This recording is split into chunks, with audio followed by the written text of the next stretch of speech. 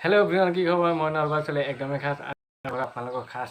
বাকী আজিৰ ভিডিঅ'টোত মানে কোনো ধৰণৰ ছবি অঁকা নহয়। আজি অলপমান বেলেগতকৈ বেলেগ কৰিব চেষ্টা কৰিছোঁ। মানে মই দেখি থাকোঁ বহুতে গিভাৰ ছবি গিভাৰ কৰিম বুলি ভাবিছোঁ।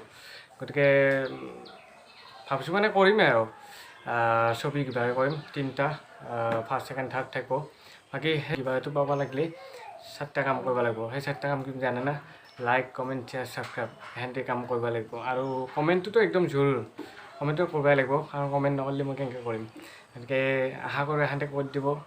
বাকী যি উইনাৰ হ'ব, কেনেকৈ ছবিটো দিব লাগে সেইটো মই পিছত জনাম, পিছৰ ভিডিঅ'ত জনাম।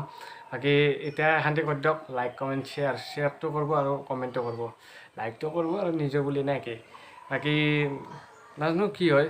আৰু এটা কথা, আৰু যদি আমাৰ কোনোবা উইনাৰ যদি আমাৰ মানে নলবাৰীৰ জেগাৰ হয়, তেতিয়াহ'লে তেওঁৰ ঘৰত যাই পেলাই মই মোৰ সেই গিভাৰটো দি আহিম, তেওঁৰ ছবিখন। আৰু যদি দূৰৰ হয় তেতিয়াহ'লে মই পষ্টেল যোগে কিবা এটা কৰিম আৰু, সেই টেনশ্যন ল'ব নালাগে। বাকী লাইক, কমেণ্ট, শ্বেয়াৰ সেনেকৈ কৰিব নাকি।